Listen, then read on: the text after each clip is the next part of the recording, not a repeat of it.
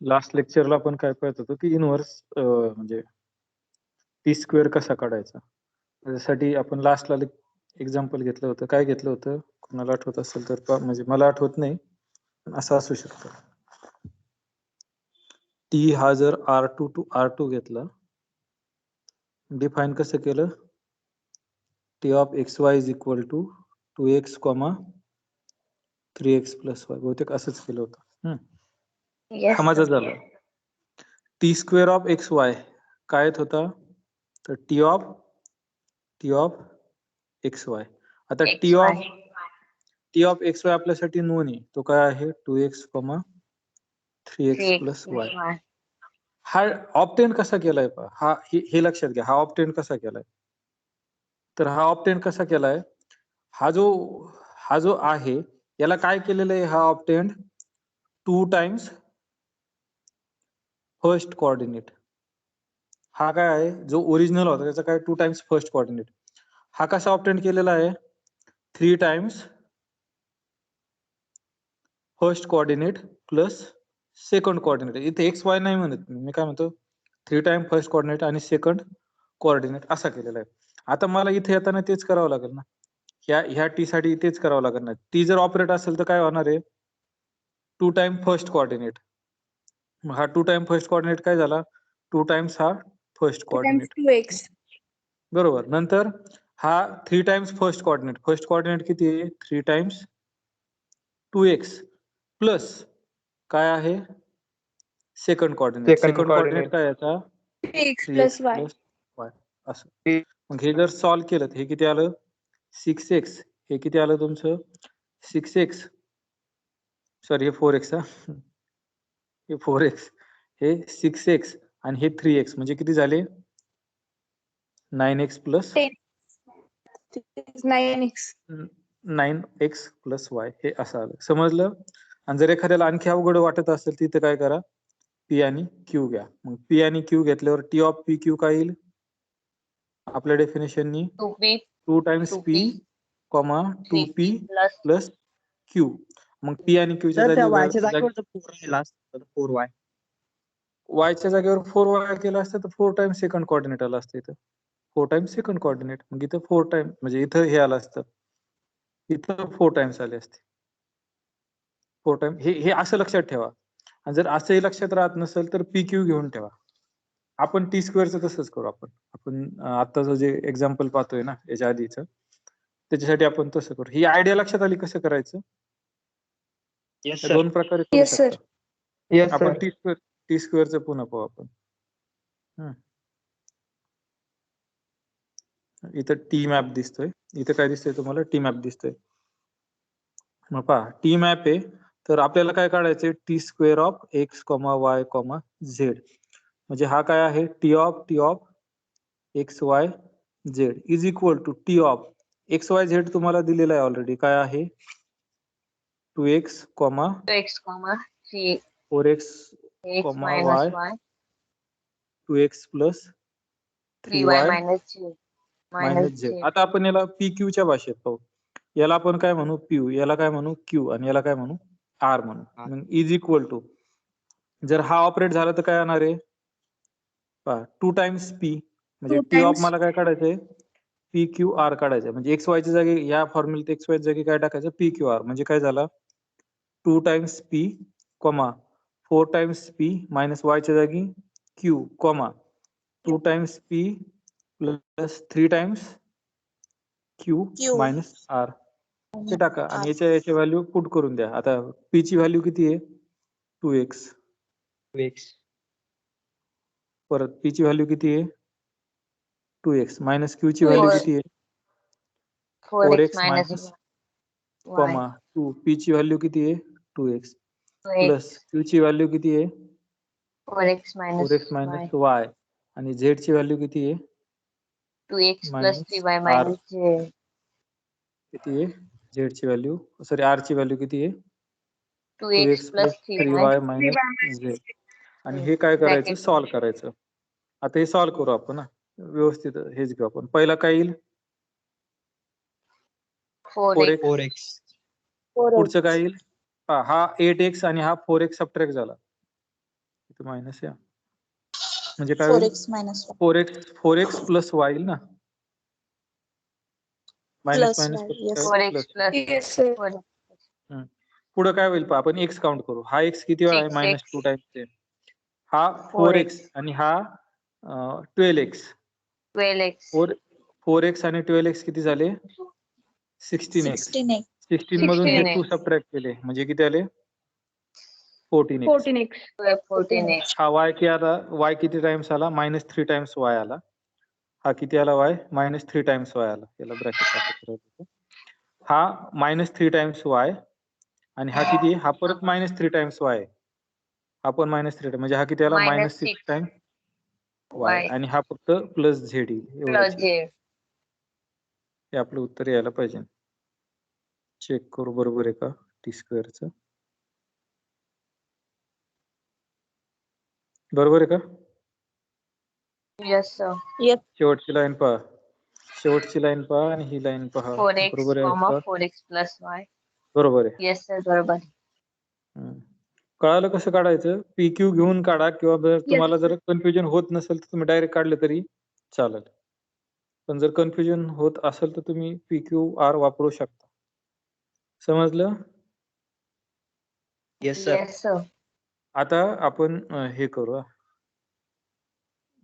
कसं म्हणता येईल? आपल्याला काय करायचंय? टी स्क्वेअर काढायचा. टी स्क्वेअर का सॉरी t⁻² काढायचा. म्हणजे काय करायचंय?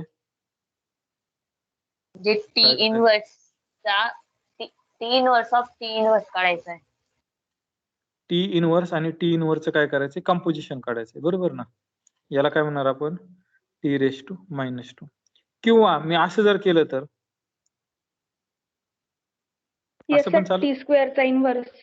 टी स्क्वेअरचा असं पण इनव्हर्स केलं चालेल, तरी sir. चालेल किंवा असं पण चालेल किंवा t इनवर्स चा स्क्वेअर केला.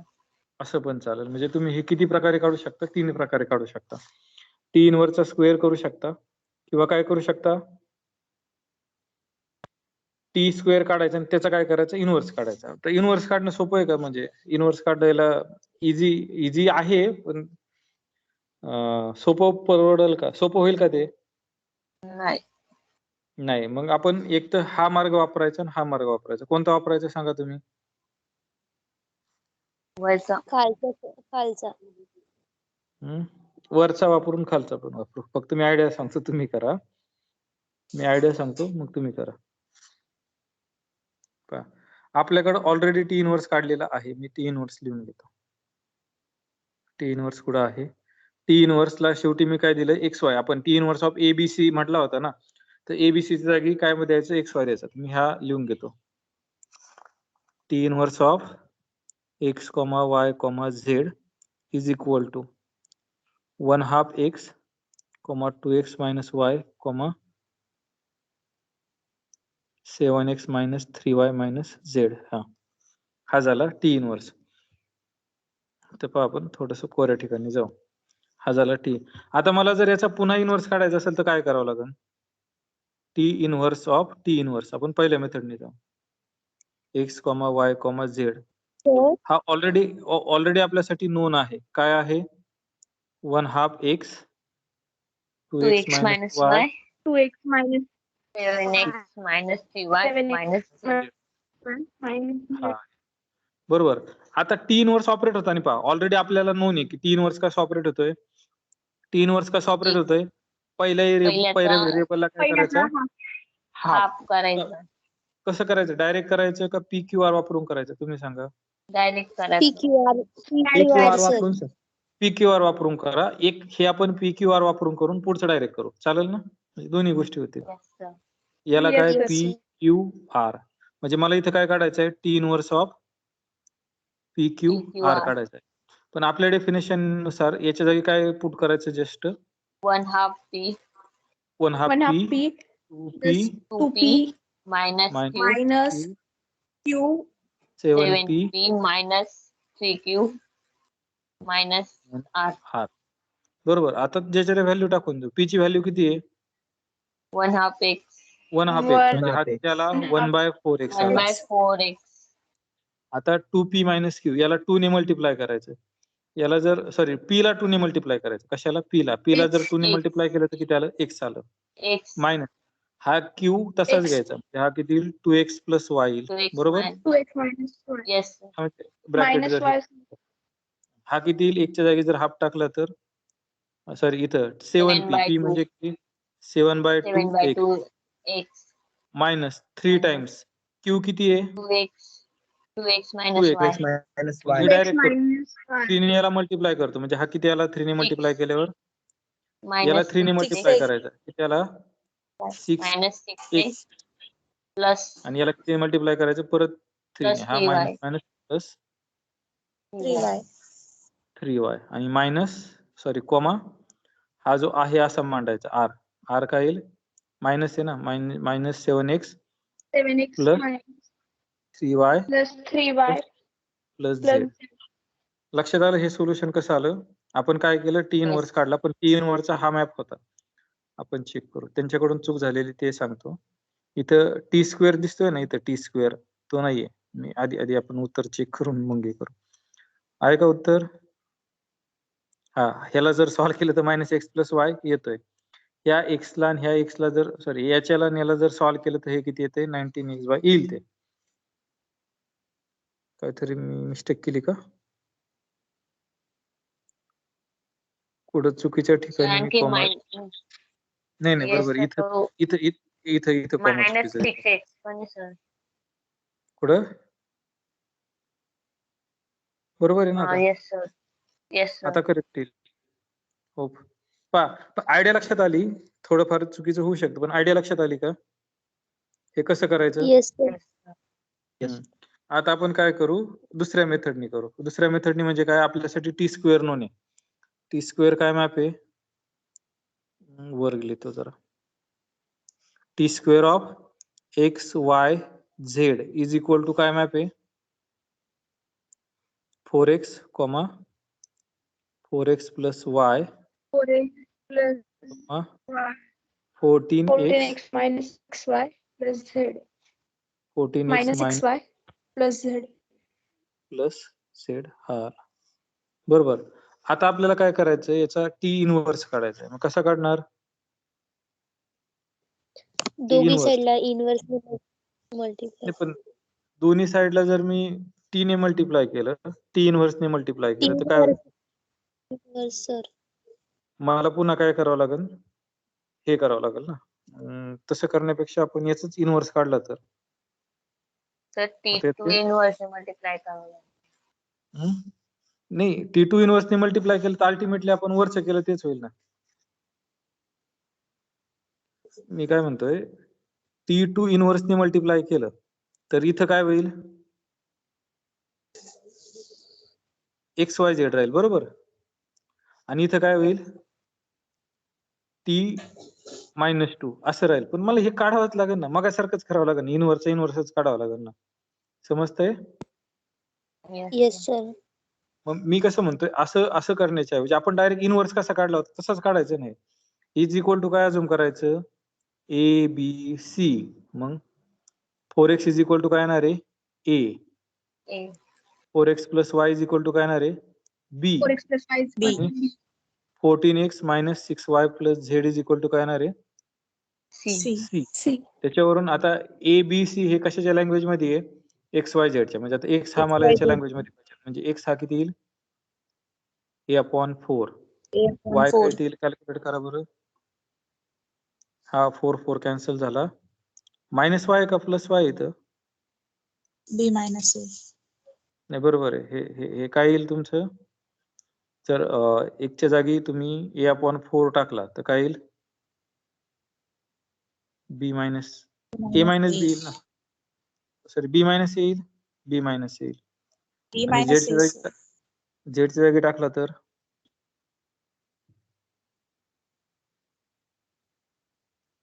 पहा बरं टाकून काय होतं. इथं जर हे टाकलं तर इथं किती येते?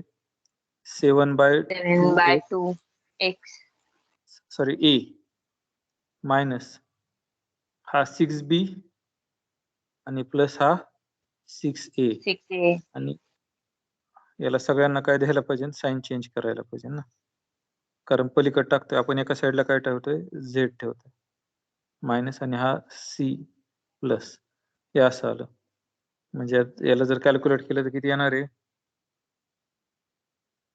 हा 6b7a हा काय येईल ते मगासारखं येईल एवढं लक्षात आलं पहा हा कसा येईल दोन्ही साईडला केल्यावर मी दोन्ही साईडला टी इनवर्स घेतो T inverse of A B sorry असं नाही कसं टी स्क्वेअरचा इनव्हर्स घेतोय of A B C is equal to काय येईल एक्स वाय झेड येईल पण एक्स ची किंमत काय आहे एक्स ची किंमत काय आहे ए अपॉन 4 ए ची किंमत काय आहे मायनस ए प्लस पी मायनस आणि किंमत काय आहे ते सॉल्व्ह करा आणि तसंच येणार आहे इथं एक्स वाय झेड टाका इथं एक्स अपॉन 4 हे पहा मायनस एक्स प्लस वाय असं झालं होतं ना आपलं येस सर.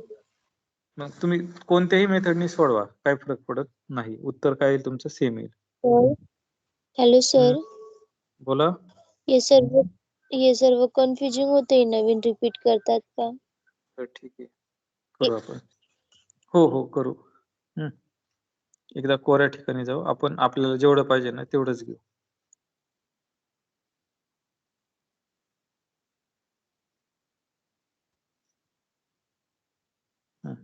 हे पहा आपलं हा ऑलरेडी आपल्याला मॅप काढलेला आहे बरोबर मग मी काय करतो मला इनव्हर्स काढायचं याचा काय करायचं इनव्हर्स काढायचं मग इनव्हर्स काढायसाठी मी काय करतो T square X comma Y comma Z is equal to काय करतो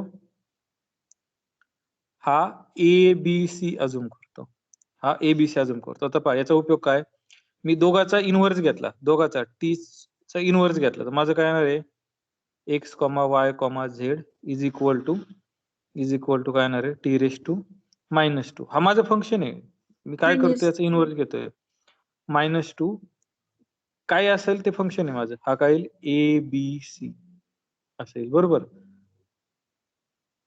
पण माझी ही गोष्ट डिफाईन आहे माझी गोष्ट काय ही म्हणजे this is equal to A B C आहे हे म्हणजेच काय हे म्हणजे काय एबीसी आहे म्हणजे मला एबीसी च्या value ABC in language of x Y मिळतात हे दोघं जर सेम असतील तर 4x किती आहे ए आहे त्याच्यानंतर 4x प्लस वाय किती आहे बी आहे 14x minus 6y plus Z is equal to किती आहे सी आहे हे लक्षात आलं येस सर मला हे काढायचं आहे आता मग मला याच्यावरून काय मिळेल एक्स इज इक्वल टू किती मिळेल A upon A by 4. Y is equal to किती मिळेल बी मायनस बी मायनस 4x ए पण ना एक्सच्या सर जागी जर ए अपॉन 4 टाकलं तर किती आलं बी मायनस ए आता पहा झेड पाहिजे मला झेड इज इक्वल टू काय मिळेल C minus 14x minus 6y पहा आता सी मायनस 14x किती आहे तुमचा हा ए अपॉन 4 म्हणजे हे जर टाकलं 14 अपॉन 4 इंटू ए मायनस 6y किती आहे बी मायनस ए म्हणजे हा किती झाला 6b प्लस 6a असं होईल बरोबर आहे येस का sir yes sir y correct आहे ना मल्टिप्लाय केल्यावर 6y हा प्लस आला सॉरी 6y तर प्लस येईल ना इकडे निगेटिव्ह इकडे आल्यावर काय होईल प्लस होईल म्हणजे इथं साइन चेंज करावं लागते मला इथं काय होतं प्लस होतं आणि इथं काय होतं मायनस होतं आता पहा हे जर सोडवलं तर माझं काय येईल हा मायनस हा किती येईल हा 7 टाइम 7/2 येईल मी इथं 7/2 देतो 7/2 7/2 आहे आता यांचं जर सॉल्व्ह केलं तर बेस समान करायचं म्हणजे याला डिवायडेड आणि मल्टिप्लाय 2 म्हणजे हा किती आला -19/2a असं आलं ना 12/2 आणि प्लस 7 -7 म्हणजे -19/2 बी वाला किती आहे प्लस 6b आणि सी किती आहे प्लस सी असं आहे बरोबर म्हणजे हे पहा येस हा मॅप कसा डिफाईन झाला T inverse of A T second inverse of A B C is equal to एकच्या जागी त्याची किंमत टाका एक ची किंमत किती आहे A/4 A/4 y ची किंमत किती आहे B minus A B minus A आणि सी ची झेड ची किंमत किती आहे तर ही आहे बरोबर minus पहा A. आपला मॅप पण तो तसा येतोय का लास्टचा आपण चेक करू कुठे गेला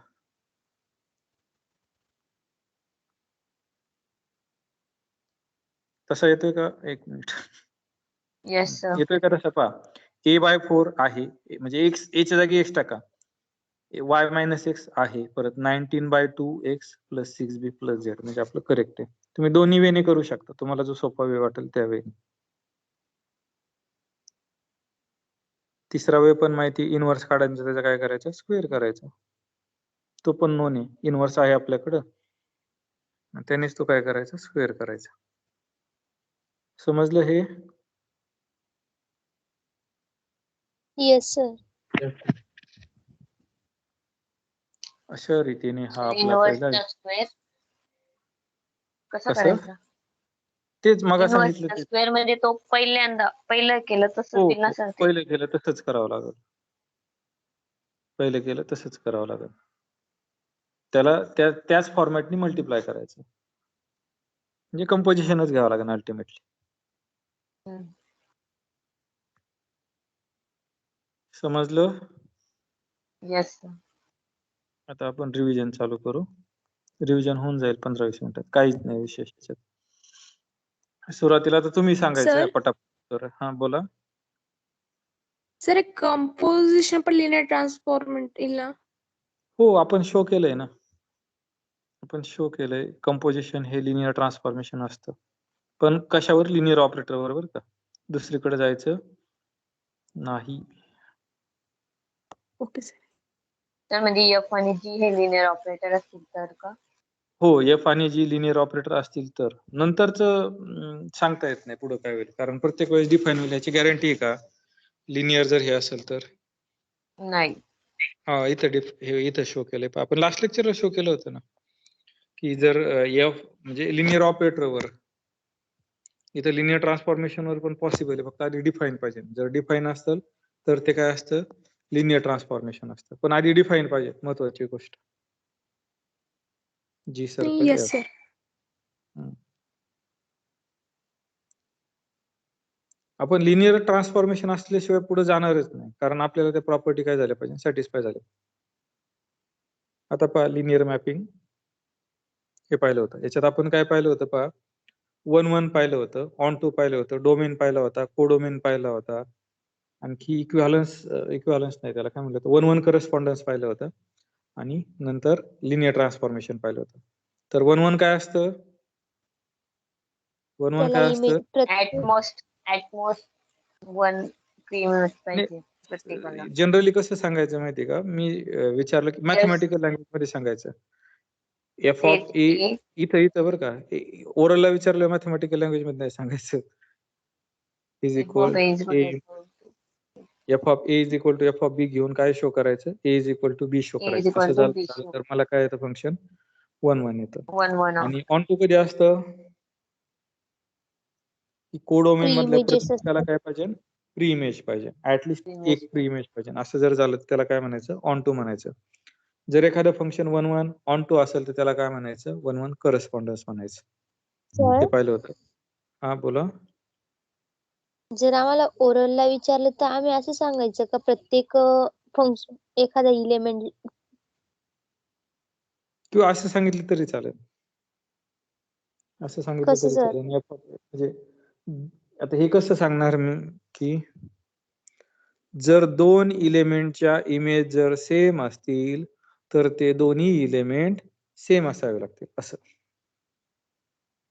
जर दोन्ही इलेमेंट, याचा अर्थ काय? तोच ना मी सांगतोय तो. जर दोन इलेमेंटच्या जर इमेज सेम असतील तर ते इलेमेंट पण काय असावं लागतील? सेम. तुम्हाला ज्या भाषेत समजलंय ना त्या भाषेत सांगा, सोपं. अशा भाषेत समजलं तर अशा भाषेत, नाही तर मग तुमचं प्रत्येकाला एकच इमेज पाहिजे की ती दुसरी कोणाची इमेज नको, असं जर झालं तर त्याला काय म्हणायचं? 1-1 म्हणायचं. असं सांगू शकतो. तुम्हाला समजलंय ना त्या भाषेत ओरल द्यायची. पुढून ताडून दुसरं नाही आणायचं पाठ केलं. आणि सर ऑन टू ला ऍटमोस्ट म्हणायचं का? इमेज असली तरी 1-1 म्हटलं तरी चालेल, पण ऍटलिस्ट 1 इमेज असायला पाहिजे असं म्हटलं तरी चालेल, किंवा इमेज असायला पाहिजे एवढं म्हटलं तरी चालेल. 1-1 ला ऍटमोस्ट म्हणायचं ना? ऍटमोस्ट 1 इमेज. नाही, प्री इमेज 1-1 जर फंक्शन असेल 1-1 ला तर ऍटमोस्ट तर वन प्री इमेज. कोडोमेन मधल्या प्रत्येक इलेमेंटला किती इमेज पाहिजे? ऍटमोस्ट 1 प्री इमेज पाहिजे, असं पण म्हणू शकता. म्हणजे काहींना प्री इमेज नसली तरी चालतील, आणि ज्यांना आहे त्यांना किती पाहिजे? एकच पाहिजे, असंही म्हणू शकता. येस तर सर. मग वन वन करस्पॉन्ड्स म्हणजे बायजेक्टिव्ह. हा, बायजेक्टिव्ह म्हणजे इंजेक्टिव्ह आणि सर्जेक्टिव्ह. इंजेक्टिव्ह म्हणजे 1-1 किंवा 1-1 किंवा 1-1 म्हणजे याला 3 नाव आहे. आणि सर्जेक्टिव्ह म्हणजे ऑन टू. हे जर दोघंही असले 1-1 आणि ऑन टू तर त्याला म्हणायचं बायजेक्टिव्ह. 1-1 करस्पॉन्डन्स म्हणजे 1-1 आणि ऑन टू. 3 नाव आहे त्याला पण. 1-1 करस्पॉन्डन्स, बायजेक्टिव्ह, 1-1 आणि ऑन टू असं. त्याच्यानंतर आपण हे एक महत्वाचं पाहिलं होतं की इक्वॅलिटी ऑफ फंक्शन पाहिलं होतं. Equality of function. Equality of function असण्यासाठी दोन्ही मॅप काय पाहिजे, त्याचे डोमेन आणि कोडोमेन काय पाहिजे, सेम पाहिजे. आणि त्यांनी काय केलं पाहिजे, सेम गोष्ट काय केली पाहिजे, डिफाईन केली पाहिजे. त्या सेम पॉइंटला, ए मधल्या सेम पॉइंटला सेम त्याचे आउटपुट पाहिजे. हे एक पाहिलं होतं. इक्वॅलिटी. इक्वॅलिटी प्रत्येकात वेगळी असते बरं का. मॅट्रिक्स मध्ये वेगळी असते, तुम्हाला बऱ्याच वेळा सांगितलंय. पण प्रत्येकात इक्वॅलिटी काय असते, वेगळी असते. मॅट्रिक्स मध्ये वेगळी असते, आणखी ऑर्डर हॅलो पेअर सर. मध्ये इक्वल असते, फंक्शन मध्ये इक्वल असते. बोला.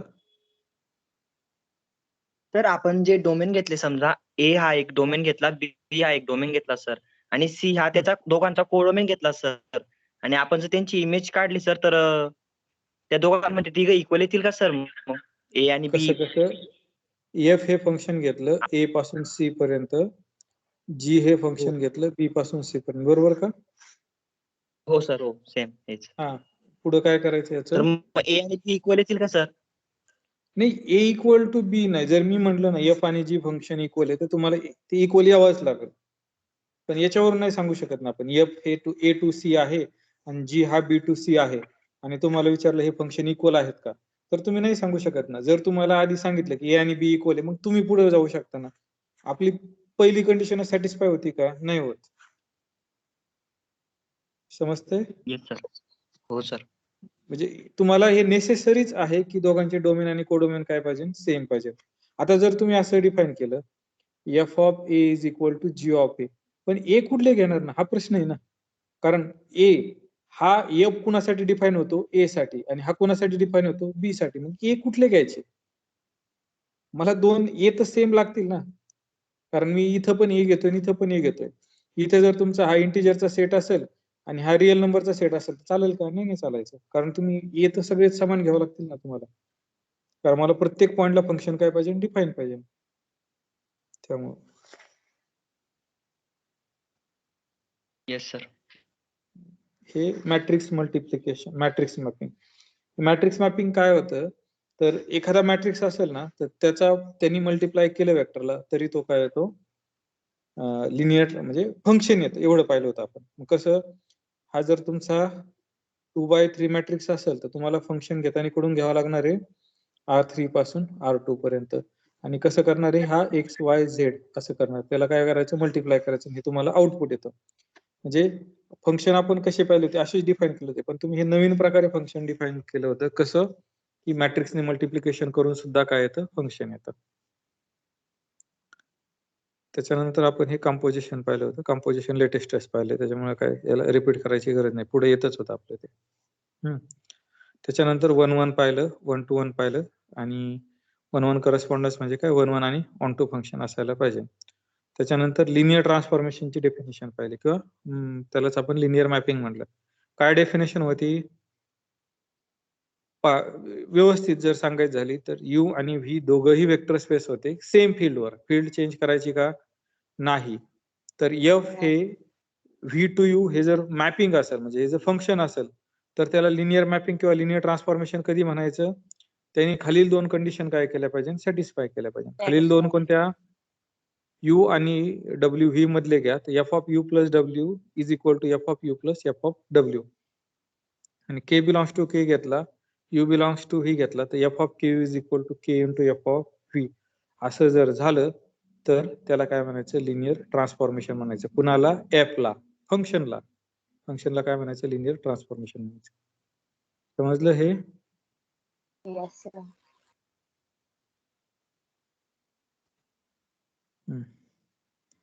त्याच्यानंतर हे दोन्ही दाखवस्तवर आपण काय करू शकतो, एकही दाखवू शकतो. त्याच्यानंतर हे एक आहे की झिरोची इमेज, लिनियर ट्रान्सफॉर्मेशन असलं तर झिरोची इमेज काय असते, झिरो असते. आणि झिरोची इमेज झिरो नसेल, आपण कॉन्ट्रापॉझिटिव्हने पाहिले होते, झिरोची इमेज जर झिरो नसेल तर ते काय नसणार आहे, लिनियर ट्रान्सफॉर्मेशन नसणार आहे. समजलं? Yes sir. Yes sir. त्याच्यानंतर आपण काही एक्झाम्पल पाहिले होते, मी एक्झाम्पलला जात नाही.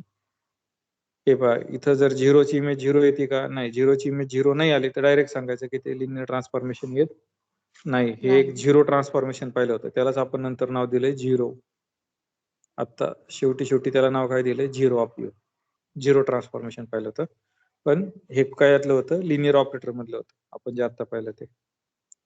त्याच्यानंतर आयडेंटिटी लिनियर ट्रान्सफॉर्मेशन हे ऑलरेडी पाहिलं होतं, आता वापरतोय. सर हे प्रूव्ह करून दाखवा ना. कोणतं? हे आपण जस्ट एक्झाम्पल. हा तेच. आयडेंटिटीचं का झिरोचं? Identity sir. आपल्याला शो काय करायचंय पहा, लिनियर ट्रान्सफॉर्मेशनची डेफिनेशन लिहून घ्यायची. F of U plus V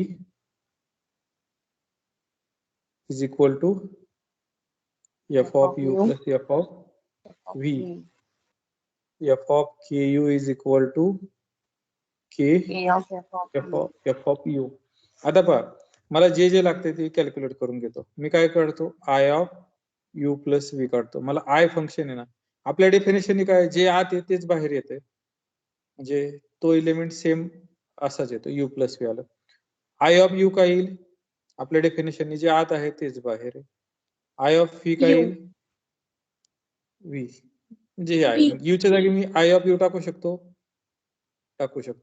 या व्हीच्या जागी मी आय ऑफ व्ही टाकू शकतो. लक्षात आलं? Yes sir. म्हणजे हे पहिली कंडिशन ट्रू झाली. सेकंड कंडिशनला काय परत? आय ऑफ के यू काय येईल? आपल्या डेफिनेशननी के यू. जे आत आहे तेच बाहेर आहे, के यू. पण के यू चा अर्थ काय आपल्याकडे? I of you. I of. झाली कंडिशन. त्याच्यामुळे आयडेंटिटी हे काय झालं? लिनियर ट्रान्सफॉर्मेशन झालं.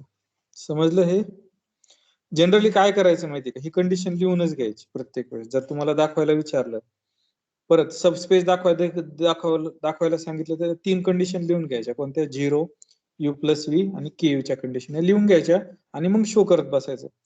काय होतं? टॅली करायला सोपं जातं आणि कन्फ्युजन टाळायचं. सगळं सिंपल करत चालायचं, जास्त कॉम्प्लिकेटेड व्हायचं नाही. सिंपल गोष्टी करत चालायच्या.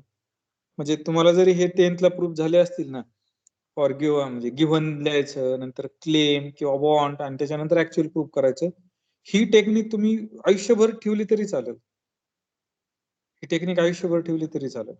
कारण ती सोपी ना, तुम्हाला सगळं समोरासमोर आणून देते. तुम्हाला दिलेलं काय ते समोर आहे, तुम्हाला प्रूफ काय करायचं ते करायचं, किंवा तुम्ही सब क्लेम पण करू शकता. पहा, मी कधी प्रूफ करताना वॉन्ट दोनदा लिहितो, त्याला थोडक्यात सब क्लेम. म्हणजे ऍक्च्युअली तिथं क्लेम आणि सब क्लेम लिहायला पाहिजे, पण मी जस्ट आपण म्हणजे पेपरला लिहिताना तुम्ही वॉन्ट लिहू नका बरं का. तुम्हाला काय लिहावं लागेल? क्लेम किंवा सब क्लेम लिहावं लागेल, जर थेरॉटिकल पेपर असतील तर. कधी पण तुम्ही ब्रेक करायचे, प्रत्येक गोष्टीला ब्रेक करायचं. म्हणजे कसं, आता कोरोनाचे डोस घेताय आपण, बरोबर? दोन्ही Yes, डोस sir. एकदाच दिले का? नाही. No sir. का नाही दिले? कारण ते इफेक्ट करत नाही ना, उलट त्रास होईल. तसं पण कोणत्याही विषयाचं असतं, म्हणजे नेसेसरी नाही मॅथमॅटिक्स, तुम्ही ह्युमॅनिटीजचा घ्या, आर्टचा घ्या, सायन्सचा घ्या, प्रत्येक विषयात थोडा अभ्यास केला पाहिजे ना. असं टप्प्याटप्प्याने अभ्यास केला पाहिजे. एखादा थेरम असेल ना, तुम्ही मग क्लेम, त्याच्यात आणखी सब क्लेम, म्हणजे तुम्ही पार्ट वाईज शिकलं पाहिजे, छोटा करत शिकलं पाहिजे. मग ते इफेक्टिव्ह होतं आणि ते लक्षात राहतं. म्हणजे काही शिक्षक सांगत असेल ते 10वीची मेथड आहे, तसं नाही. ती मेथड चांगलीच आहे असं मला वाटतं. नेसेसरी नाही तुम्हाला वाटत असेल. मागं तुम्हाला सांगितलं होतं का, आम्हाला एक शिक्षक होते शिकवायला, भाटे नावाचे, हेमंत भाटे नावाचे. त्यांचं शिक्षण पूर्ण येल युनिव्हर्सिटीत झालं, अमेरिकेतल्या. म्हणजे ती टॉप 10 युनिव्हर्सिटीत येते, टॉप 10 युनिव्हर्सिटीच्या आसपास येते जगात. तर ते असे प्रूफ करायचे. आपण कसं 10वीला प्रूफ करायचं, गिव्हन नंतर क्लेम काय आहे, क्लेम, मग सब क्लेम, असं एकदम सुटसुटीत वाटायचं. कळतं ना समोरच्याला. आपल्याकडे एखादी गोष्ट प्रूव्ह करायची असेल तर सगळं समोर ठेवायचं, मग सुचतं आपल्याला. जरी उत्तर माहित नसेल तर सुचतं. तो काय आपल्या याचा तर इथे डेरिव्हेशनचा हा झिरो फंक्शन कसं दाखवेल? झिरो फंक्शनचं तेच. आता झिरो फंक्शन मध्ये ऍडजस्टमेंट महत्वाची, लिगल ऍडजस्टमेंट पाहिजे. इथेच दाखवू आपण. झिरोचा मॅप सर काय आहे? हा तुम्ही खूप दिवसापासून कोणत्याच सायंटिस्टची गोष्ट सांगितली नाही. सध्याला काय आहे माहिती का, सिलेबस कव्हर करायची घाई आहे माझ्याकडे. मला लवकर सिलेबस संपवायचा आहे. मग तो असा काळ असतो ना, तो सुरुवातीचाच काळ असतो. हे तिथं आपलं हे म्हणजे फ्रिक्वेन्सी जुळस्तवर आपली. एकदा फ्रिक्वेन्सी जुळलं की मग फक्त महत्वाचं काय की तुम्हाला नॉलेज आहे ना, तुम्ही इथं थिंक कसा करायचा, विचार करायचा ते करणार. तुम्ही पण सायंटिस्टच्या गोष्टी पाहू शकता ना. आणि ओघाओघाने काय होतं, माझ्या डोक्यात मेन उद्देश काय असतो की सिलेबस कम्प्लीट करायचा. मग त्याच्यात जर एखादा सायंटिस्ट आला, मग मी जर सांगू शकतो त्याच्याविषयी. पण असं याच्यात आतापर्यंत आपल्याला कोणत्या सायंटिस्टचं नाव सापडलं का? जसं तुम्ही अनालिसिस मध्ये जाता, बॉस आहे, सॉरी गाऊस आहे किंवा वायट्रास आहे किंवा काय असे नाव आले की आपण ओघाओघाने सांगतो. किंवा दुसऱ्या वर्गाला जरी शिकवताना जर आलं तर कदाचित मी इथे सांगू शकतो, पण सध्याला ते नाहीच आहे. सध्याला डोक्यात एवढंच की सिलेबस कम्प्लीट करायचा आहे लवकर. त्याच्यामुळे मग इतर गोष्टीकडे वेळ देण्यापेक्षा आपण हे करू. आठवली ओके तर सर. सांगेन मला. आता हे पाहू, झिरो ऑफ यू फंक्शन कसं आहे, यू हे फंक्शन आहे. मग मला शो काय करायचंय, लगेच लिहून ठेवायचं. F of U plus V is equal to काय, F of U plus F of V. नाही सर, आयडेंटिटी फंक्शन मध्ये झिरो एक्झिस्ट होतंय हे विचारते. आयडेंटिटी ऑफ झिरो किती येणार आहे? झिरो. हा ते विचारते झिरो हो आहे. सर. म्हणजे हे काय आहे की जे तुमचं आत आहे तेच तुमचं काय आहे, बाहेर आहे. म्हणजे इथं बाहेर जरी आहे. माणूस हा असला मग तेच तर हा इथं तेच येणार. आय इथं of question zero mark is equal to zero असं नाही करावं लागणार ना, तिथं zero of zero is equal to zero. नाही नाही नाही, हे आय हे फंक्शन झालं सेपरेट आणि झिरो ऑफ यू हे फंक्शन झालं. हे कोणताही यू घेऊ त्याला काय करतं, हे झिरो करतं. म्हणजे असे काही लोक असतात ना निगेटिव्ह लोक, त्यांच्यापाशी गेल्यावर माणूस निगेटिव्ह बनतो. हे असं झिरोचं काम येते. काही असे लोक असतात की त्यांच्यापाशी गेल्यावर आहे असा माणूस राहतो. त्यांच्या संपर्कात गेल्यावर माणसात काय बदल होत नाही, ते हे झाले. आणि काही असे लोक असतात की ज्यांच्या संपर्कात गेल्यावर प्रगती होते. असे पण काही लोक असतात. या माणसाच्या व्हरायटी, ही एक माणसाची व्हरायटी आहे, ही एक माणसाची व्हरायटी आहे. आणि आणखी एक माणसाची व्हरायटी आहे की ज्यात माणूस ज्या लोकांच्या संपर्कात गेला, जे फंक्शन ऑपरेट झालं, वृद्धिंगत होत जातं. फिलॉसॉफिकल गोष्टी करणं चुकीचं आहे. तुम्हाला पण फिलॉसॉफी येते. आपण पाहिलं होतं की मॅट्रिक्सने मल्टिप्लाय केलं, मॅट्रिक्सने जरी मल्टिप्लाय केलं तरी ते काय येतं, लिनियर ट्रान्सफॉर्मेशन. हे पाहिलं होतं. आपण शो पण केलं होतं की कोणत्याही मॅट्रिक्सने मल्टिप्लाय केलं म्हणजे त्याला पण मर्यादा आहेत बरं का. तुम्ही ए मॅट्रिक्स कोणता घेताय त्याच्यावरून हे ठरतात के एन आणि के एम कोणते घ्यायचे. त्याच्यानंतर आपण पाहिलं होतं वेक्टर स्पेस आयसोमॉर्फिझम. वेक्टर स्पेस आयसोमॉर्फिझम काय होतं, जर फंक्शन 1 1 ऑन टू आणि लिनियर ट्रान्सफॉर्मेशन. लिनियर ट्रान्सफॉर्मेशन असेल तर त्याला काय म्हटलं होतं, आयसोमॉर्फिझम. आयसोमॉर्फिझम. आणि मी तुम्हाला कंडिशन सांगितल्या होत्या, ह्या आता दिलेल्या नाही. सपोज व्ही आणि असं दाखवतात बरं का आयसोमॉर्फिक असलं तर, व्ही आणि यू जर आयसोमॉर्फिक असेल तर याच्यात जर लिनियरली डिपेंडंट सेट असेल त्याच्या इमेजेस काय असतात, लिनियरली डिपेंडंट. याच्यात जर लिनियरली इंडिपेंडंट सेट असतात त्याचे इमेजेस काय असतात, लिनियरली इंडिपेंडंट. इथं जर बेसिस असेल तर इथं पण काय असतात, त्याच्या इमेज बेसिस असतात. इमेज वर काय सगळ्या, इथं जर झिरो असेल तर इथं झिरो, इथं जर नॉन झिरो असेल तर इथं पण काय येणार आहे, नॉन झिरो. याच्यात जे असेल ते याच्यात येणार आहे त्याच्या इमेज मध्ये. लक्षात आलं? सर कन्व्हर्स ट्रू आहे का मग? हो ना, हो. आयसोमॉर्फिक म्हणजे इकडे जर घेतल्या तर इकडे पण येणार त्याची इनव्हर्स इमेज. आपण इनव्हर्स काढू शकतो. का काढू शकतो, 1 1 ऑन टू आणि होमोमॉर्फिझम असलं, सॉरी 1 1 ऑन टू आणि लिनियर ट्रान्सफॉर्मेशन असलं तर काय करू शकतो आपण, हे काढू शकतो, इनव्हर्स काढू शकतो. मग इनव्हर्स आलं तर इकून पण, म्हणजे इकडे लिनियरली डिपेंडेंट आहे त्याच्या प्री इमेज पण काय येणार, लिनियरली डिपेंडेंट. इकडे लिनियरली इंडिपेंडेंट आहे त्याच्या प्री इमेज लिनियरली, सगळं सेम आहे. म्हणजे या सेट मध्ये स्टडी करा काय आणि या सेट मध्ये स्टडी करा काय, दोघं काय येतात, सारखेच येतात. हा फार महत्वाचा पॉइंट असतो. अल्जेब्राचा म्हणा किंवा अनालिसिसचा म्हणा, मॅथमॅटिक्स मध्ये हे फार महत्वाचं आहे की एकातून दुसऱ्याकडे ट्रान्सफर व्हायचं. हा एक महत्वाचा थेरम पाहिला होता आणि Sir. हा फार महत्वाचा. हा बोला. आयसोमॉर्फिझम साठी डायमेन्शन पण सेम लागतं का सर? हो हो 100% सेम लागतं. कारण पहा ना, मी आता म्हणलं होतं इकडे बेसिस असले तर इकडे पण काय असतात त्याच्या इमेज बेसिस असतात. इथे एन इलेमेंट असले आणि त्याचे इमेज इलेमेंट पण किती असतील, एन असतील ना बेसिस मध्ये, त्याचे इमेजेस पण एन मिळतील. त्याच्यामुळे त्या काय झाल्या, बेसिस झाल्या. दोघांचे डायमेन्शन सेमच असावं. आपण असं म्हटलं होतं ना की जर दोघांचे डायमेन्शन डिफरंट असेल तर ते कधीच आयसोमॉर्फिझम नसणार आहे. Yes sir. नेसेसरी कंडिशन काय आहे की म्हणजे सुरुवातच त्यांनी करायची की डायमेन्शन सेम आहेत का ते चेक करायचं. आणि डायमेन्शन जर सेम असतील तर ऑन टू किंवा 1-1 चेक करायची गरज नाही. दोघांपैकी एक जरी चेक केलं तरी चालतं. मग आपण ते लिनियर ऑपरेटरला पाहिलेलं आहे. कारण लिनियर ऑपरेटरचं डायमेन्शन काय असतं, सेम असतं. हे पहा आता, हे एक महत्वाचा थेरम होता. काय होता, आपण असं पाहू. हे काय होतं, व्ही होता, हा यू होता आणि हा काय होता, image of F of V. F of V. नाही, इमेज ऑफ एफ एवढंच म्हणायचं. इमेज ऑफ एफ म्हणायचं. एक तर याला इमेज ऑफ एफ म्हणा किंवा एफ ऑफ व्ही म्हणा, एफ दोघांपैकी एक ऑफ व्ही म्हणा. आपण काय म्हणू, इमेज ऑफ एफ म्हणू. फंक्शनची इमेज बरं का, आणि ही एफ ऑफ व्ही असं म्हणायचं. Image of F. इथं तुम्ही वेक्टर घेतले V1 V2. नाही, हे नव्हतं एवढं महत्वाचं. पुढचं महत्वाचं होतं. हा घेतला U1 U2 आणि UN. हे जर घेतले, V1 ची इमेज हे बेसिस आहे. हे काय आहे, बेसिस आहे. V1 ची इमेज, V2 ची इमेज आणि VN ची इमेज जर ह्या असतील तर तिथं एकच लिनियर ट्रान्सफॉर्मेशन मिळतं. किती लिनियर ट्रान्सफॉर्मेशन मिळतं, अशी कंडिशन सॅटिस्फाय करणारं एकच लिनियर ट्रान्सफॉर्मेशन मिळतं. हे पुढचा थेरम आपण तो महत्वाचा आहे. हे आपण पाहिलं होतं एक्झाम्पल. त्याच्यानंतर इथं बेसिकली हे पाहिलं होतं की लिनियर ट्रान्सफॉर्मेशनला कशाच्या याच्यात हे करता येतं कन्वर्ट, तर मॅट्रिक्स मध्ये कन्वर्ट करता येतं. हे पाहिलं होतं, बरोबर. आपल्याला पुढच्या युनिटमध्ये हेच शिकायचंय जास्तीत जास्त की कन्वर्ट कसं करायचं. एकाच प्रकारे नाही तर अनेक प्रकारे कन्वर्ट करता येतं. एक्झाम्पल पाहिले होते की तिथं हे नव्हतं. त्या थेरमचा वापर करून हे एक्झाम्पल सोडवलं होतं की तुम्हाला जर इमेज दिल्या असतील, पण इथं नेसेसरी काय पाहिजे, हे ज्याचे इमेज दिले असतील ते काय असायला हवे, बेसिस असतील.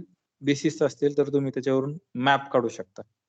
त्याच्यावरून काय काढू शकता, मॅप. आणि असे किती मॅप असणार आहे, एकच मॅप असणार आहे. कारण आता थेरम सांगितलं होतं युनिक मॅप असणार आहे. त्याच्यानंतर हे पाहिलं होतं की तुमचं एफ हे लिनियर ट्रान्सफॉर्मेशन असेल आणि 1-1 ऑन टू असेल, मग एफ इनव्हर्स एक्झिस्ट होणार आहे. तर एफ हे लिनियर ट्रान्सफॉर्मेशन असेल आणि इनव्हर्स एक्झिस्ट असला तर ते इनव्हर्स सुद्धा काय असतं, लिनियर ट्रान्सफॉर्मेशन असतं. इनव्हर्स सुद्धा लिनियर ट्रान्सफॉर्मेशन असतं. त्याच्यानंतर कर्नल, पुढचं कोणाचं लेक्चर आहे का तुमचं? No sir. घ्यायचं का आपण, कंटिन्यू करायची का revision? Yes sir.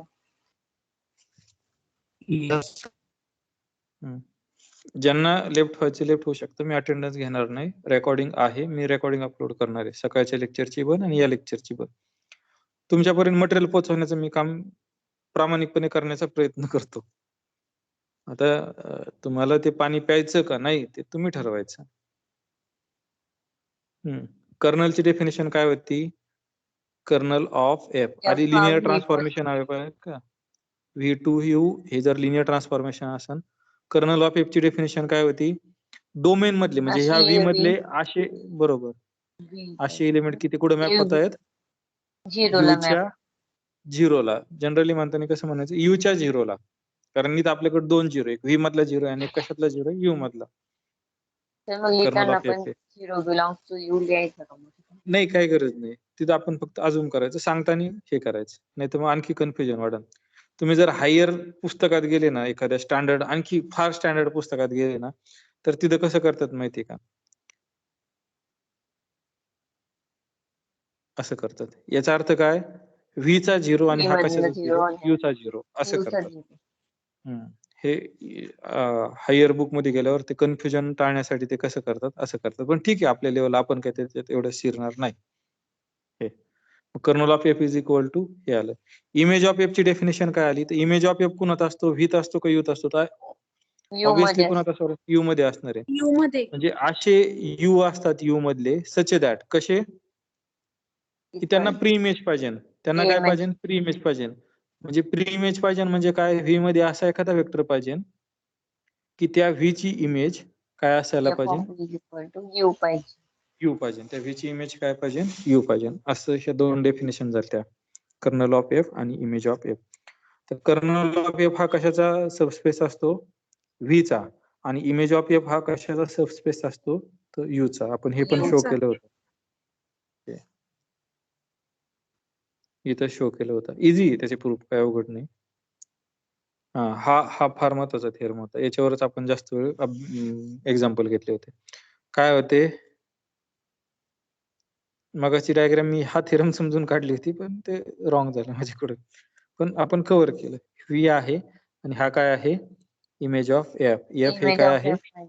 Linear transformation आहे. आता पहा मी तर V1 V2 आणि Vm हे जर मी स्पॅनिंग सेट घेतले म्हणजे याचा स्पॅन जर काढला मी, याचा स्पॅन जर व्ही येत असेल तर याची इमेज येणार आहे. याची इमेज काय येणार? F of V1, F of V2 आणि एफ ऑफ Vm. ह्या ज्या आहेत ह्या कोणाला स्पॅन करतात? तर ह्या कोणाला स्पॅन करतात? इमेज ऑफ एफ ला स्पॅन करतात. म्हणजे आपण पहा, आपण एक्झाम्पल सोडवताना कसं केलेलं आहे, जर तुम्हाला इमेज ऑफ एफ चा जर बेसिस काढायचा असेल तर तुम्हाला आधी स्पॅनिंग सेट काढावा लागतो. मग त्या स्पॅनिंग सेट काढण्यासाठी काय करायचं? तर डोमेनचा स्पॅनिंग सेट घ्यायचा. इमेजचा मला माहित नाही ना, कारण इमेजचा मी स्टँडर्ड घेऊ शकत नाही कारण मला स्टँडर्ड माहित नाही. पण व्ही हा जर तुम्हाला माहित असेल तुम्ही त्याचा स्टँडर्ड स्पॅनिंग सेट घेऊ शकता. ऍक्च्युअली बेसिस युज्युअल किंवा स्टँडर्ड बेसिस घेतला तर त्याच्या इमेज ह्या काय करणार असतात?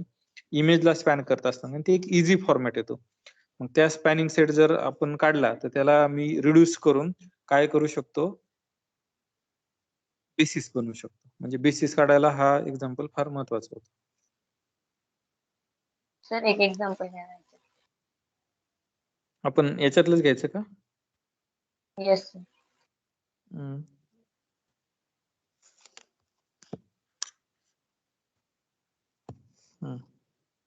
कुठं गेलं ते एक्झाम्पल? हेच पाहू ना आपण. हेच एक्झाम्पल. एफ हे R3 to R3 मॅप दिलेला आहे आणि हे असं. हे लिनियर ऑपरेटर आहे का? आहे ना. लिनियर ट्रान्सफॉर्मेशन सेम फील्ड पासून सेम वेक्टर स्पेस पासून सेम डोमेन पासून बरोबर आहे. आता कर्नल ऑफ एफ काढायचा आणि इमेज ऑफ एफ काढायचा. सर आपण स्पॅनिंगचं काय? हो आपण मग तसंच करू. बरं ठीक आहे, हे एक्झाम्पल राहून द्या. याच्यात पण काढता येईल पण एकदम इझी होऊन जाईल. आपण एखादं थोडस इंटरेस्टिंग एक्झाम्पल घेऊ आपण. इकडलं घेऊन मग पुन्हा मागे येऊ. हेच घेऊ.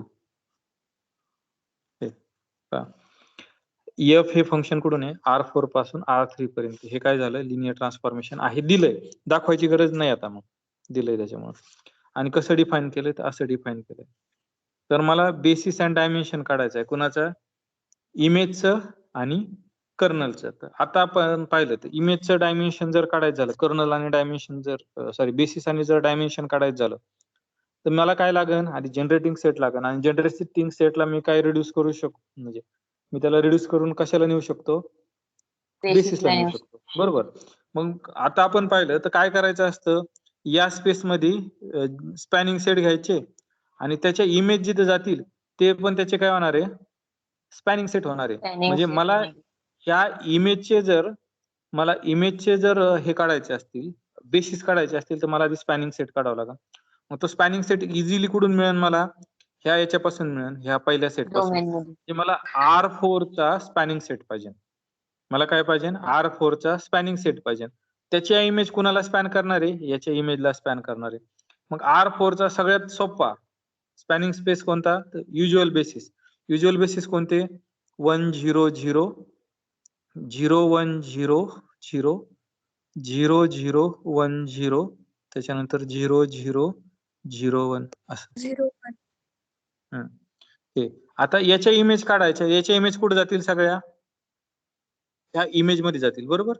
मग ह्या ज्या इमेज मध्ये जातील त्या कुणाला स्पॅन करतील? इमेजला स्पॅन करतील. म्हणजे तो आपल्याला काय मिळेल? स्पॅनिंग सेट ऑफ इमेज मिळेल.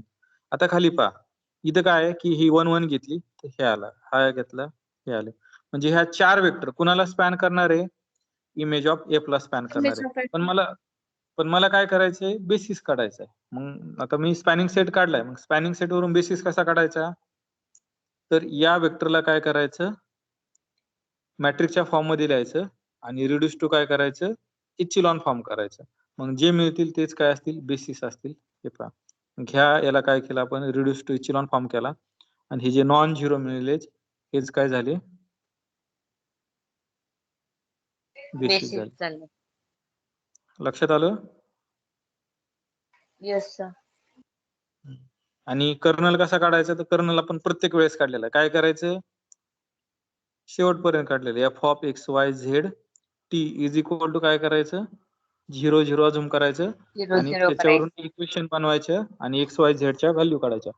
जर एक्स वाय झेड च्या व्हॅल्यू म्हणजे ते इक्वेशन येतात, मग त्या इक्वेशन मध्ये Non-zero फ्री आल्या. व्हेरिएबल हा म्हणजे नॉन झिरो आल्या म्हणजे काय करायचं की इक्वेशन फॉर्म करून त्याला लिनियरली इंडिपेंडेंट इक्वेशन बनवायचं. मग त्याच्यावरून फ्री व्हेरिएबल किती घ्यायचे ते ठरवायचं. जर मला फ्री व्हेरिएबल 2 घ्यायचे झाले तर माझ्या कर्नलचं डायमेन्शन किती येतं? 2 च येतं. हो, समजलं असेल. समजलं ना? म्हणजे आधीच समजलेलं असेल पण एकदा थोडीशी रिव्हिजन. त्याच्यानंतर आपण काय पाहिलं होतं की आपण मॅट्रिक्स मल्टिप्लिकेशन हे सुद्धा लिनियर ट्रान्सफॉर्मेशन पाहिलं होतं. मॅट्रिक्स मल्टिप्लिकेशन हे सुद्धा काय केलं होतं? लिनियर ट्रान्सफॉर्मेशन पाहिलं होतं.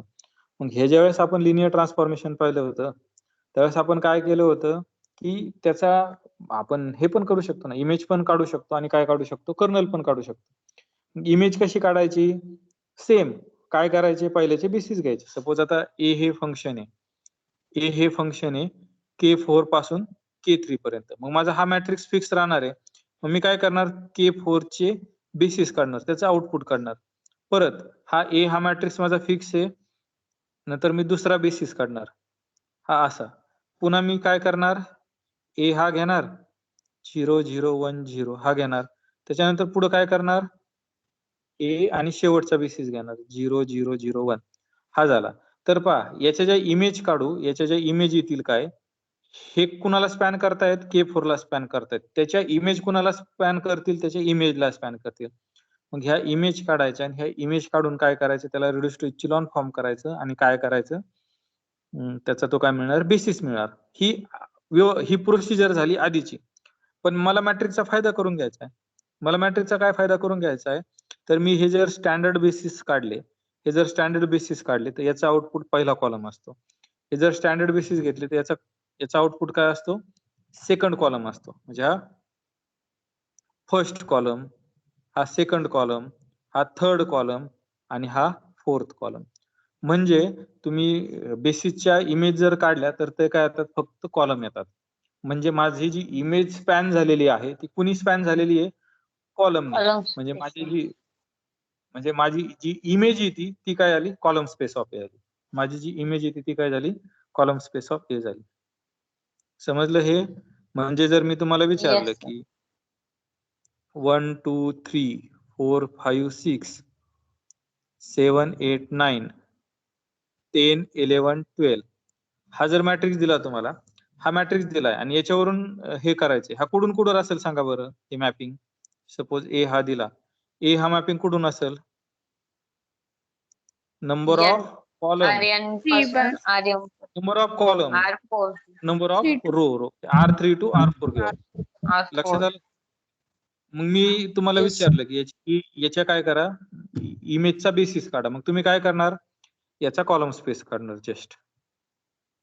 याचा काय करणार? Column space. पण याचा कॉलम स्पेस काढायचं झालं तर मला कॉलम रिड्यूस इचिलॉन फॉर्म वापरावा लागेल. मग मी ते करणार का? नाही. याचाच कॉलम स्पेस म्हणजे काय? याचा ट्रान्सपोज करायचा, Row याचा span. ट्रान्सपोज घ्यायचा आणि त्याचा रो स्पेस घ्यायचा. म्हणजे याचा ट्रान्सपोज घ्यायचा. म्हणजे 1 2 3 4 5 6 6. 7 8 9 10 11 12 12 हा झाला. याला रिड्यूस टू इचिलॉन फॉर्म करायचा आणि ज्या नॉन झिरो रो येतील त्या डायरेक्ट काय झाल्या, बेसिस झाल्या तुमच्या इमेजच्या. म्हणजे काही करणं अवघड आहे का? नाही. म्हणजे इझी कधी जाते सगळ्यात जास्त, मॅट्रिक्स दिलं तर इझी जाते. तुम्हाला कळलं फंक्शन काढायचं काय, इमेज काढायचं काय? नाही, आपल्याला डायरेक्ट नोन आहे की त्याचे कॉलमच काय करतात, बेसिस फॉर्म करतात. त्याच्यामुळे हे इझी झालं. कळलं हे? आणि आणि आणि आणखी पुढे सांगतो. जर याचं तुम्हाला कर्नल काढायचं असेल तर कर्नल कसा काढणार? कर्नल कसा काढणार? डायरेक्ट काय करायचं, इक्वेशन फॉर्म करायचं. मॅपिंगला One- 0 0 हा 1 2 3 6 याची सिस्टीम तयार करायची. 8 6 9 10 11 12 आणि किती व्हेरिएबल घ्यावं लागतील? 3 घ्यावं लागतील ना. हे 3 आणि हे 3 इक्वेट टू काय करायचे? 0 करायचे. हे इक्वेशन फॉर्म 0 करायचे, 0. सॉल्व्ह करायचे. इक्वेशन फॉर्म करून काय करायचे? सॉल्व्ह करायचे. झालं तुमचं. जे सोल्युशन येतील तोच काय झालं तुमचा कर्नल आला. म्हणजे इथं एकदम इझी होऊन जातं ज्यावेळेस तुम्ही मॅट्रिक्स कन्वर्ट करता आणि आपल्याला थर्ड युनिटला तेच करायचंय. त्याच्यानंतर आपण हे पाहिलं होतं, नाव दिले होते. जे इमेजचं डायमेन्शन असतं, इमेजलाच काय म्हणतात, सॉरी इमेजलाच काय म्हणतात, रँक ऑफ एफ. इमेजच्या डायमेन्शनलाच काय म्हणतात, रँक ऑफ एफ. आणि कर्नलच्या डायमेन्शनला काय म्हणतात, नलिटी ऑफ एफ किंवा नल स्पेस ऑफ ए. असं हे गोष्टी केल्या. कर्नल ऑफ ए म्हणजे काय, नल स्पेस म्हणजेच काय, सोल्युशन स्पेस म्हणजेच काय, सॉरी कर्नलच काय म्हणतात, null space of A.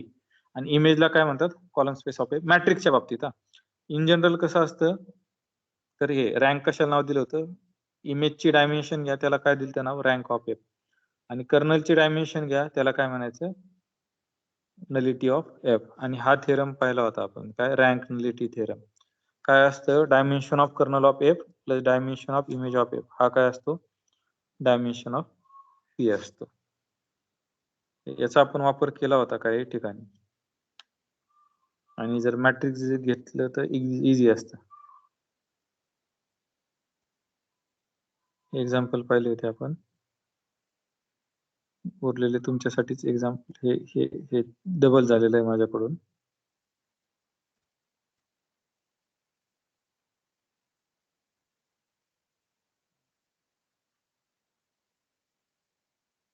Double झालेलं आहे. त्याच्यानंतर आपण काही एक्झाम्पल पाहिले होते. त्या एक्झाम्पल मध्ये मी जात नाही, ऑलरेडी एक एक्झाम्पल झालेलं आहे आपलं. मग तुम्ही ते कसंही सोडू शकता, तुमच्या वेगवेगळ्या चॉईस झाल्या. पण जर मॅट्रिक्स मल्टिप्लिकेशन झालं तर याचं काय करायचं, हा ए घेता, याचा कॉलम स्पेस काढायचा. कॉलम स्पेस काढण्याच्या ऐवजी ए ट्रान्सपोज घेऊन त्याचा काय करा, रो स्पेस काढा. म्हणजे या दोघांनी काय झालेली, त्याची इमेज तयार झालेली. आणि कर्नल कसा काढायचा, तर यालाच काय करायचं, सिस्टीम बनवायची. याला सिस्टीम बनवल्यावर reduce to row echelon form, त्याच्यावरून इक्वेशन फॉर्म करायचे. नॉट पिओट एंट्री काय करायच्या, फ्री व्हेरिएबल घ्यायचा आणि त्याच्यावरून वेक्टर काढायचे. त्याची तेच काय झाले तुमचे कर्नल ऑफ ए झाला. आणि त्याचे डायमेन्शन काढा, एकाला रँक म्हणायचं आणि एकाला नलिटी म्हणायचे. ग्राफ मध्ये जसं शिकला होता तुम्ही, ग्राफ मध्ये शिकला होता ना रँक आणि नलिटी, यस त्याच प्रकारे आहे. अल्जेब्रात असतं बऱ्यापैकी, जिथं डायमेन्शनचा कन्सेप्ट तिथं येतं. त्याच्यानंतर आपण हे एक्झाम्पल पाहिले होते, काही हे नव्हतं पाहिलं, हे विचारणार नाही. आणि सिंगुलर आणि नॉन सिंगुलर मॅपिंग पाहिली होती. सिंगुलर मॅपिंग म्हणजे काय, डेफिनेशनने जाऊ आपण. मग सगळ्याच एका ठिकाणी घेऊ आपण. सिंगुलर मॅपिंग म्हणजे काय, एफ हे लिनियर ट्रान्सफॉर्मेशन आहे व्ही पासून यू पर्यंत. त्याला सिंगुलर कधी म्हणायचं, जर तिथे व्ही मध्ये असं एखादा असा एक नॉन झिरो वेक्टर असेल, there exist non zero such that F of V is equal to zero. म्हणजे नॉन झिरो इमेज, एखादा नॉन झिरो आहे त्याची इमेज जर झिरो असेल तर त्याला काय म्हणायचं, सिंगुलर. फॉर इच नॉन झिरोची इमेज नॉन झिरो येत असेल तर त्याला काय म्हणायचं, इच नॉन झिरोची इमेज जर नॉन झिरो येत असेल तर त्याला काय म्हणायचं, नॉन सिंगुलर. नॉन सिंगुलरला आपण एक ऑप्शन टाकला होता, काय नाव दिलं तर 1 1, किंवा काय सांगितलं होतं, कर्नल ऑफ एफ काय पाहिजे, 0 पाहिजे. म्हणजे पहा, तुम्हाला जर 1 1 शो करायला लावलं तरी तुम्ही कर्नल ऑफ एफ 0 केलं तरी चालेल, किंवा जर तुम्ही 1 1 दाखवायचं झालं तुम्हाला, सॉरी नॉन सिंगुलर दाखवायचं झालं तरी कर्नल ऑफ एफ 0 केला तरीही चालेल. हे पाहिलं होतं आपण सिंग्युलर आणि नॉन सिंग्युलरच्या डेफिनेशन. त्याच्यानंतर आयसोमॉर्फिझम पाहिलं होतं. तेच ऑलरेडी, फक्त काय आहे, जर तुम्हाला डायमेन्शन नोन असेल,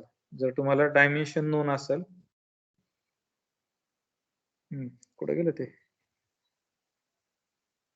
इथं, जर तुम्हाला डायमेन्शन नोन असेल, एफ हे 1 1 ऑन टू, आणि जरी फक्त नॉन सिंग्युलर असलं किंवा 1 1 असलं तरी ते काय असतं, आयसोमॉर्फिझम असतं. हे पाहिलं होतं आपण. त्याच्यानंतर हे एक्झाम्पल पाहिले होते की सिंग्युलर आणि नॉन सिंग्युलर. तर काय करायचं होतं, जस्ट कर्नल काढायचा होता. त्याच्यानंतर इनव्हर्सचे एक्झाम्पल आजच्याच लेक्चरला पाहिले, त्याच्यामुळे आपण काय तिथे जाणार नाही. त्याच्यानंतर आपण काय पाहिलं होतं, हे एक तुम्हाला जनरलाइज करून सांगितलं होतं की कधी 1 1 नसतं आणि कधी 1 2 नसतं. आपण पुन्हा पाहू.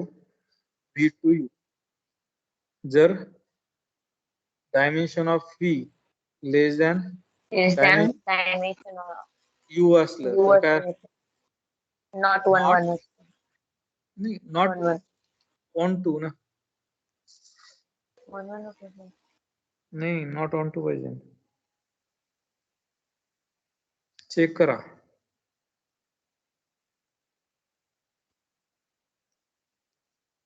नॉट 1 1. पाय साधारण असं एक्झाम्पल घ्यायचं.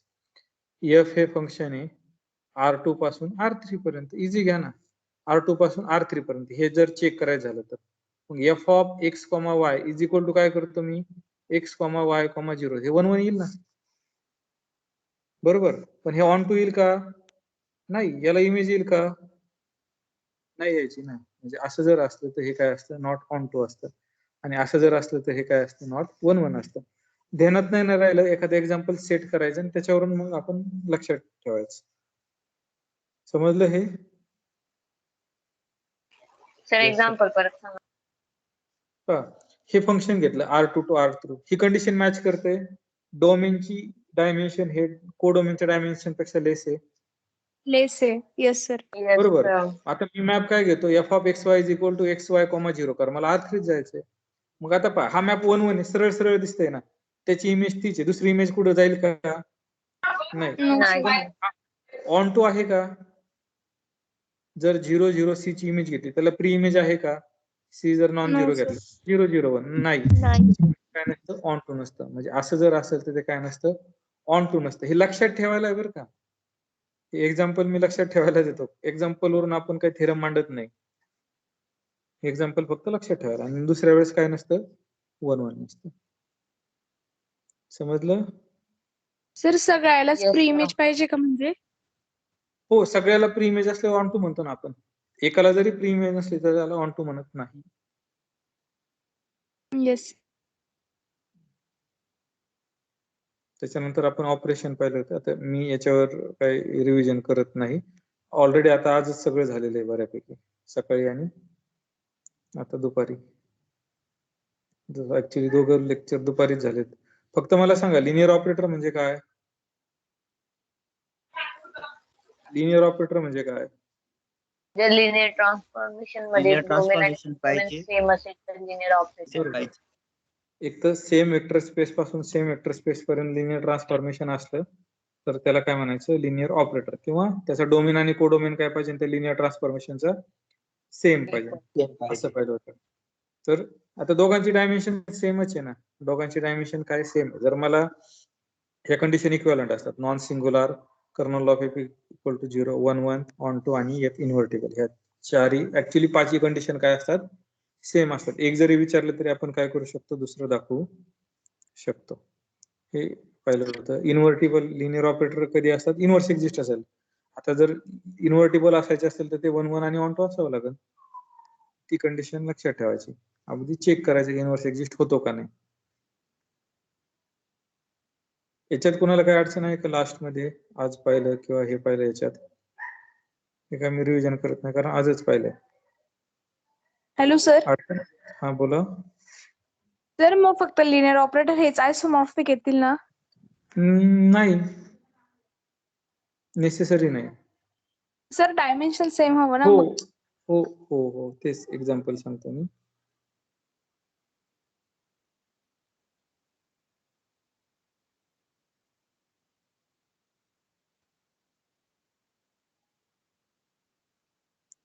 हे पहा इथं कसं आहे, याचं मॅपिंग सांगतो तुम्हाला.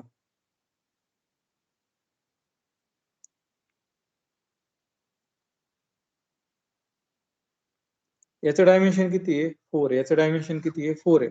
पण दोघं 4. सेम वेक्टर स्पेस आहे का? No sir. नाही. पण हे जर मॅप काढला ना तुम्ही, तर हे काय येतात? आयसोमॉर्फिक येतात. हे काय येतात? आयसोमॉर्फिक येतात. म्हणजे नेसेसरी नाहीये की तुमचे दोन्ही स्पेस काय असायला पाहिजे? सेम असायला पाहिजे. म्हणजे असं नाही म्हणू शकत की आयसोमॉर्फिझम असले तर ते लिनियर ऑपरेटर असतील, असं नाही म्हणू शकत आपण. लक्षात आलं? Yes sir. पण लिनियर ऑपरेटर असेल तर आयसोमॉर्फिक असू शकतात, नसू शकतात. नेसेसरी नाही. पण ते 1-1 जरी असतील तर ते आयसोमॉर्फिक असतात. हे ऑलरेडी आपण पाहिलंय ना. K2 हे पाहिलेलं आहे आपण. फॉर एक्झाम्पल काय पाहिलेलं आहे? RN to K असं काहीतरी पाहिलं होतं ना. मला आठवत नाही. हे कोऑर्डिनेटचं मॅपिंग पाहिलं होतं ना आपण.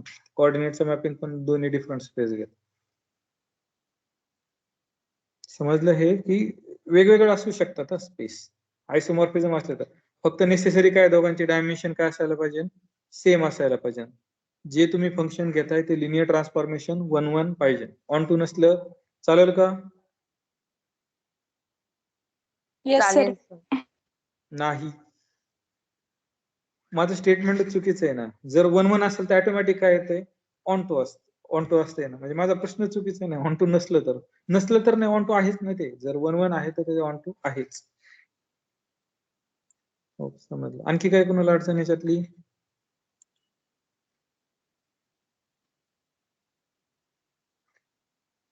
आहे का? ठीक आहे. आज आठवत नसेल तर उद्या सांगा. असं काही नाही की आता गेलं म्हणजे टाइम निघून गेला, असं काही नाही. आज अभ्यास करा, नाही समजलं की उद्या विचारा. चालेल मग?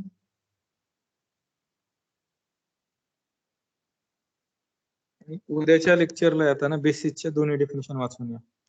मी कुणालाही विचारायला